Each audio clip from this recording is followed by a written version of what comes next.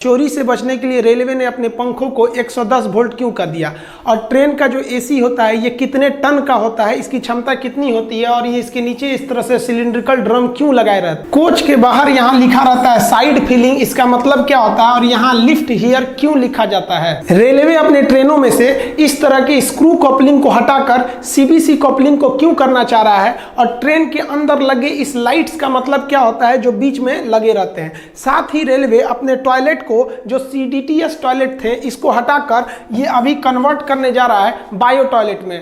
Railway अपने आधुनिक ट्रेनों से इस साइड बूफर को क्यों हटा दिया, और ये क्या करते थे साइड बूफर, अब नए ट्रेनों में ये साइड बूफर को क्यों नहीं लगाया जा रहा है। आप देखे होंगे किसी ट्रेन के साइड में यहाँ पीले रंग की पट्टी बनाई गई है, जबकि आप इस ट्रेन में देखेंगे तो यहाँ कोई भी पट्टी नहीं बनाई गई है। किसी ट्रेन के आप बोगी पे देखेंगे तो ऐसे लाइनिंग ये क्यों खींची गई रहती है, इसका मतलब क्या होता है। ट्रेन में सफर के दौरान आप ट्रेन के छत पर इस तरह एक जालीनुमा आकृति देखे होंगे, इसे रूफ वेंटिलेटर कहते हैं। आपको पता है कि गर्म हवा हमेशा ऊपर की ओर जाती है। जब ट्रेन में भीड़ ज्यादा हो जाती है तो उसमें गर्म हवा बनने लगती है, और ये गर्म हवा ट्रेन के ऊपर जाती है, जिस वजह से इसको निकालना जरूरी है, नहीं तो ट्रेन डिसबैलेंस होकर दुर्घटनाग्रस्त हो सकता है। तो इस हवा को बाहर निकलने के लिए जाली दे दिया जाता है, और इसको ऊपर की ओर, ट्रेन के ऊपर देखेंगे तो इस तरह से निकलने का रास्ता दे दिया जाता है, और उसको केवल इस तरह से ढक दिया जाता है कि बारिश के दौरान डायरेक्ट पानी अंदर ना आए। तो इसे हम लोग रूफ वेंटिलेटर सिस्टम कहते हैं। आप एक और चीज देखे होंगे कि ट्रेन के पंखे या बल्ब आपके घर में बिजली से नहीं चल सकते हैं। इसका सबसे बड़ा रीजन क्या है कि पहले लोग ट्रेन की लाइट पंखे चोरी करके लेके चले जाते थे, तो रेलवे ने दिमाग लगाया। रेलवे ने कहा कि लोगों को घर में या तो 220 वोल्ट की एसी करंट रहती है, और लाइट कट जाती है तो लोग डीसी चलाते हैं। तो डीसी अमूमन 12 वोल्ट का रहता है, मीडियम लेवल की कोई भी मशीन 24 वोल्ट की बड़ी चीजें रहती हैं, और 5 वोल्ट के छोटे छोटे खिलौने वगैरह रहते हैं। यानी रेलवे समझ गई कि एसी अगर घर में चाहिए तो 220 वोल्ट, और डीसी चाहिए तो 24 या 12 चाहिए। तो रेलवे ने दिमाग लगाया, रेलवे ने अपने पंखे तथा बत्ती को 110 वोल्ट डीसी दे दिया। अब किसी के घर में 110 वोल्ट डीसी रहता ही नहीं है, अब क्या करिएगा ले जाके ये, तो ये आपके लिए एकदम बेकार हो गया। इससे रेलवे की सामानों की चोरी रुक गई। ये 110 वोल्ट डीसी कहाँ से आता है, तो ट्रेन के नीचे लगे इस बैटरी बॉक्स से आता है। आप ट्रेन के नीचे देखे होंगे इस तरह से एक बैटरी बॉक्स लगी रहती है, इसी बैटरी बॉक्स से आता है। और आप गौर किए होंगे कि ट्रेन के जितने चार्जर वगैरह होते हैं ना, ससुरे आधे से ज़्यादा तो जले हुए रहते हैं। ऐसा क्यों होता है आपको पता है? पावर इज इक्वल टू होता है voltage into current, P is equal to V into I. यानी अगर आप वोल्टेज को कम करिएगा तो धारा यानी करंट बढ़ जाएगा।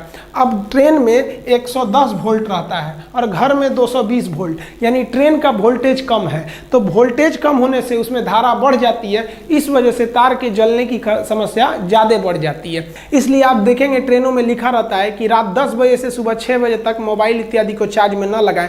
ऐसा इसलिए लिखा जाता है कि चार्ज में लगाकर अगर आप सो गए हैं तो ज़्यादा देर तक उसमें सप्लाई रहेगी, तो बहुत ज़्यादा धारा जाने से उसमें आग लग सकता है। कोच के अंदर की बैटरी को स्ट्रेंथ को चेक करने के लिए इस तरह से एक इंडिकेटर लगा दिया जाता है। आप ट्रेन में देखे होंगे ऐसे इंडिकेटर लगे रहते हैं।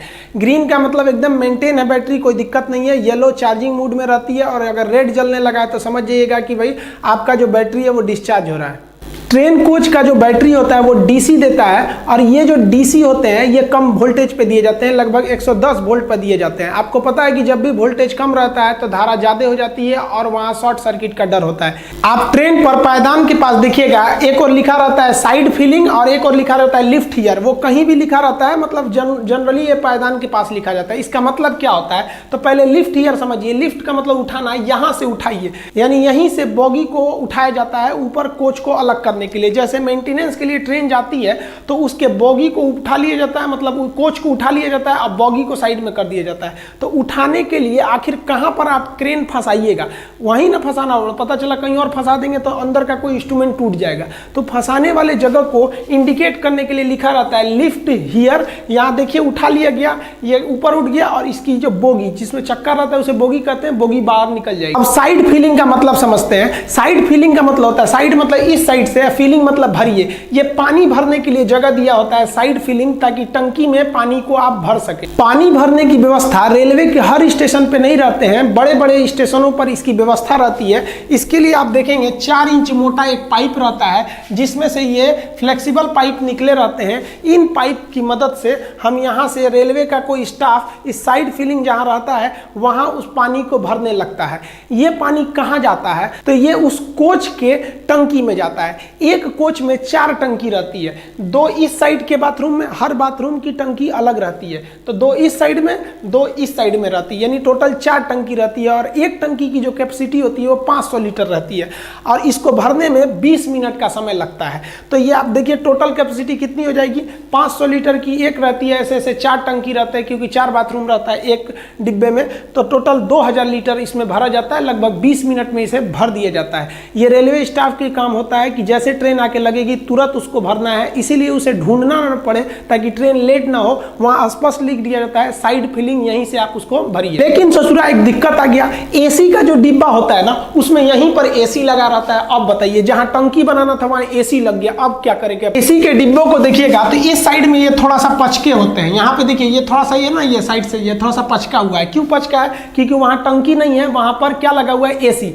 जबकि आप नॉर्मल ट्रेनों को देखेंगे जिसमें एसी नहीं है, वो एक बराबर रहते हैं सब। अब यहाँ एसी लगे होने की वजह से हमको टंकी कहीं और सेट करना पड़ेगा, इसीलिए टंकी नीचे सेट कर दिया जाता है, जिसे 2 ड्रम सिलिंड्रिकल टाइप के दिखाई देते हैं, जिसे वाटर टैंक है, इसी में से पानी का यूज किया जाता है।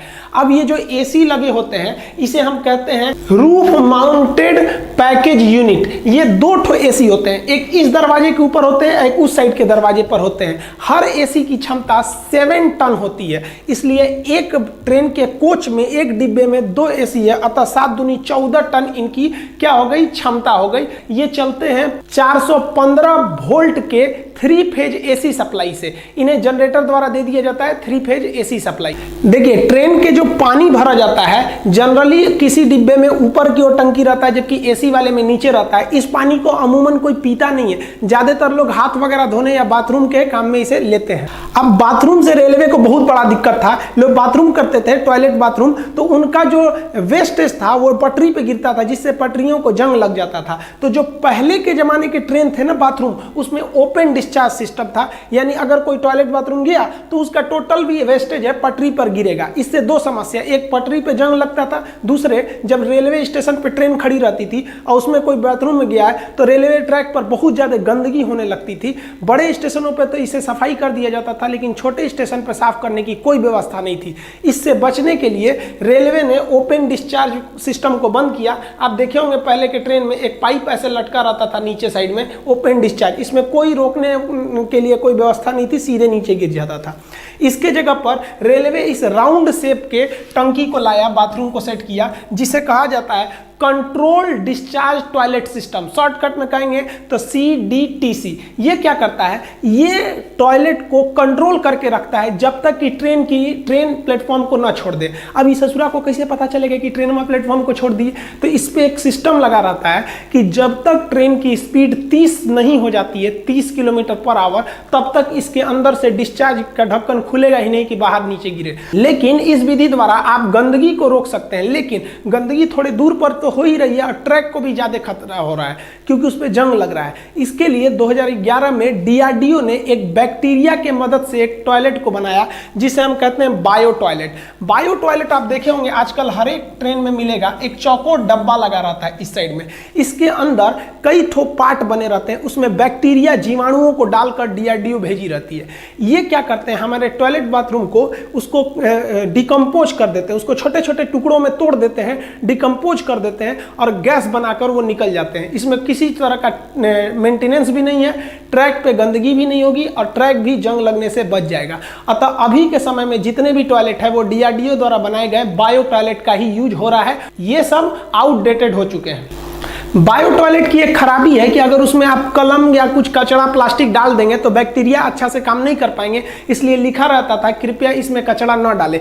लेकिन हिंदुस्तान के लोग को इतना समझ है, ससुरा पानी तो डालते ही नहीं है सर, कचरा कैसे हटा देगा सर, जाएगा सर तो उसमें किसी किसी का नाम लिख देता है सर बाथरूमों में। तो इसलिए रेलवे ना इसमें कचरा ना जाए उसके लिए इसके फ्लश पे एक तो जाली लगा देती है। देखिए आप किसी भी टॉयलेट के सीट को देख के नहीं बता सकते हैं कि वो बायो टॉयलेट है या फिर ओपन डिस्चार्ज है या फिर वो CDTS है। ये तो एक सीट है बैठने के लिए, इसे वेस्टर्न कल्चर का कहते हैं, ये इंडियन कल्चर कहते हैं। अगर आपको पता करना है कि टॉयलेट कौन सा है फिर तो आपको कोच से बाहर आना पड़ेगा और नीचे का देखना पड़ेगा कि कौन से प्रकार का टॉयलेट है। हालांकि आजकल जितने भी देखने को मिलेंगे वो सब के सब बायो टॉयलेट ही लगाए जा रहे हैं। नीले रंग वाली ICF कोच में बिजली बनाने के लिए उसके अंदर अल्टरनेटर लगाया जाता था जिससे उसकी स्पीड कम हो जाती थी। इसलिए नए जमाने के LHB कोच में अल्टरनेटर हटाकर एक जनरेटर कार दे दिया जाता है जिसे एक्स्ट्रा में जोड़ दिया जाता है। ये जनरेटर कार जो होता है 750 वोल्ट की बिजली बनाता है जो 3 फेज का AC करंट होता है, जबकि ट्रेन में सबसे ज्यादा बिजली की खपत AC में होती है और AC भी जो होता है वो 415 वोल्ट ही लेता है। तो आप कहेंगे कि ये 750 वोल्ट क्यों बनाया? तो देखिए जब करंट को आप दूर सप्लाई देते हैं तो कुछ वोल्टेज लॉस होता है, इसलिए ये 750 वोल्टेज बनाता है कि ताकि AC कोच तक पहुंचते पहुंचते वो 415 वोल्ट मिल जाए।